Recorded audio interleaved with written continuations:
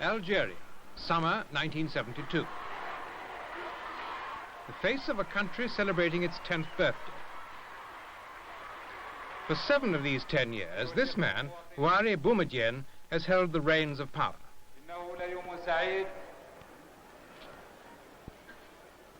His domain defies precise labeling, an Arab nation, yet far removed from the Central Arab bloc. In parts, highly modernized, yet devotedly anti-colonialist.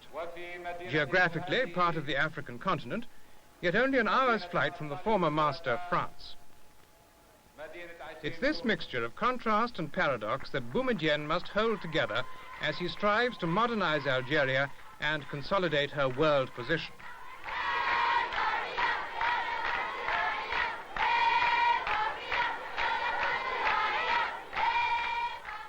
This week, Echo looks at Algeria 10 years after independence.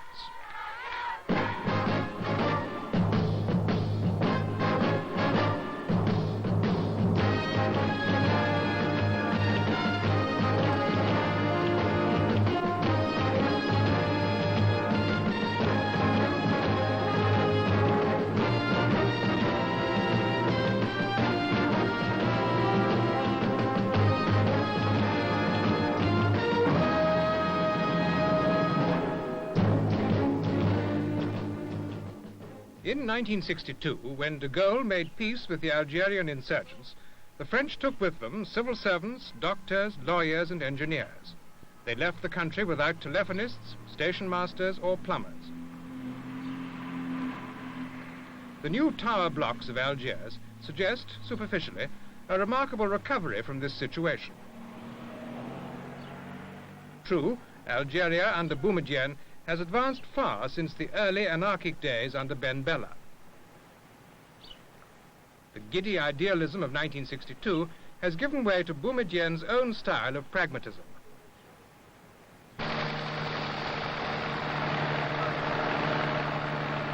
And nowhere is this pragmatism better illustrated than in the changing course of Algeria's petrochemical industry.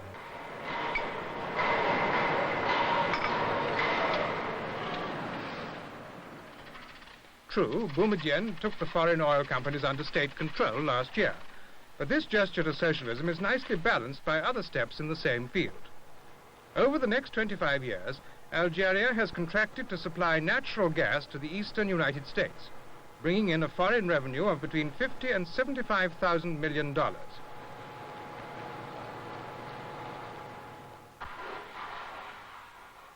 And while strongly anti-capitalist, has never shown any reluctance to export this same gas to West Germany, France, Britain, and Italy.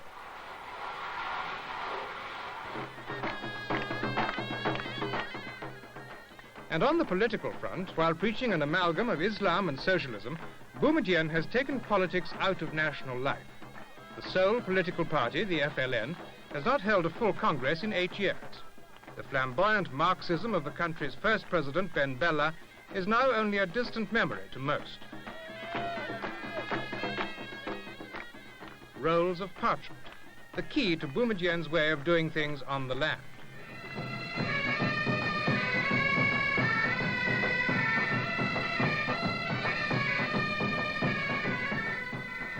The drone of bagpipes provides an unusual overture to land reform.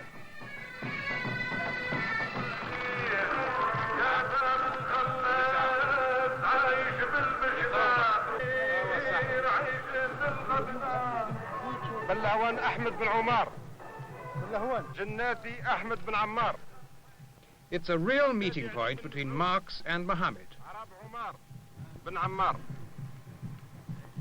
معلش قديش في عمرك؟ On occasions like this, the distribution of land deeds and farm equipment to formerly landless peasants, Boumédienne makes one of his rare public appearances.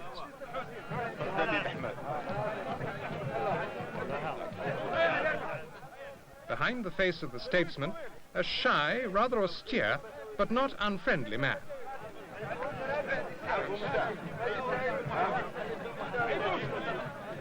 Again, the same blend of idealism and reality. The peasants now own the land they used to work for others. But instead of working for a remote government agency, they will be working in a cooperative, self-ruling along Yugoslav lines. But even important reforms and innovations like this don't give the real key to Algeria's planned future. The agricultural growth rate is set at 3%. While growth in the industrial sector is a projected 15.5%. This is what Boumédienne really wants, to turn Algeria into a modern industrial nation run along socialist lines, with the heavy industries taking precedence over all other sectors of the economy.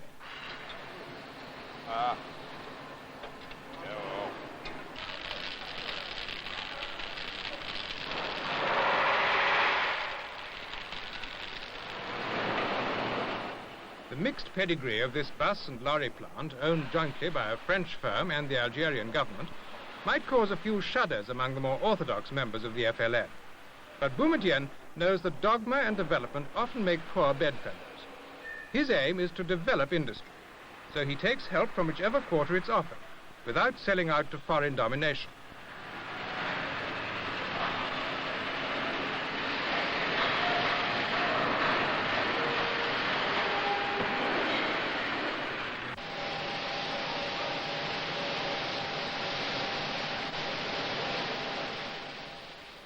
At present, nearly 9/10 of the parts in this plant come from abroad, but the quota is dropping steadily. If Algeria can further cement her trade links with Europe and North America, the road to self-sufficiency may get easier still.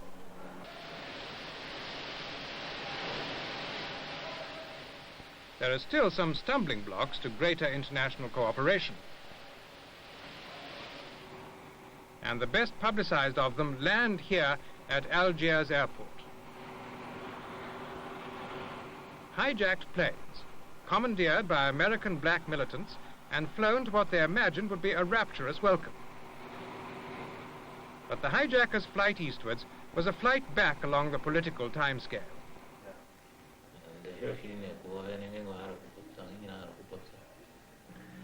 Once the enfant terrible of Africa, Algeria now acts with a newfound responsibility, returning ransom money and now, significantly, taking a hard look at the emigre groups who found shelter and support there.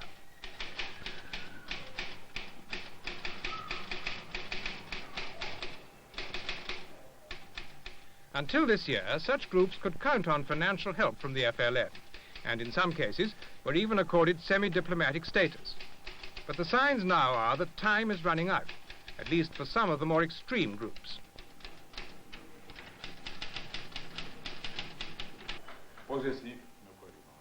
Government unease at the presence of the minuscule American Black Panther Party has been heightened by two events in particular.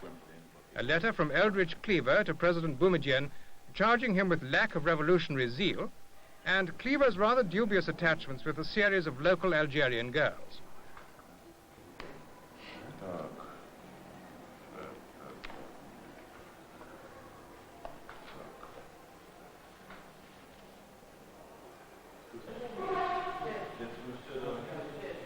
Tami?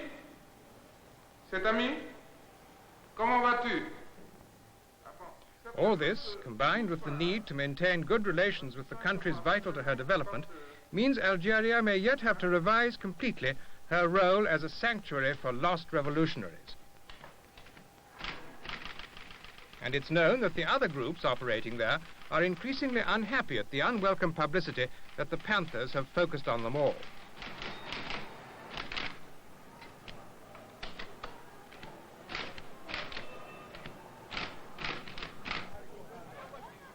Algerians generally are beginning to realize that they face more urgent tasks than playing keeper of the world's revolutionary conscience.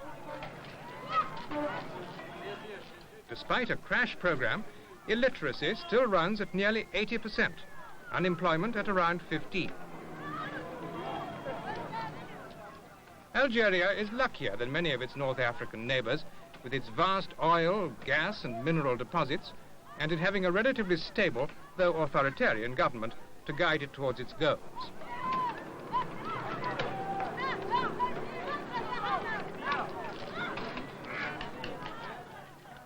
In 10 years of self-government, some mistakes have been made, but it must be said that the prospects for the next 10 years look undeniably brighter than could ever have been imagined back in 1962.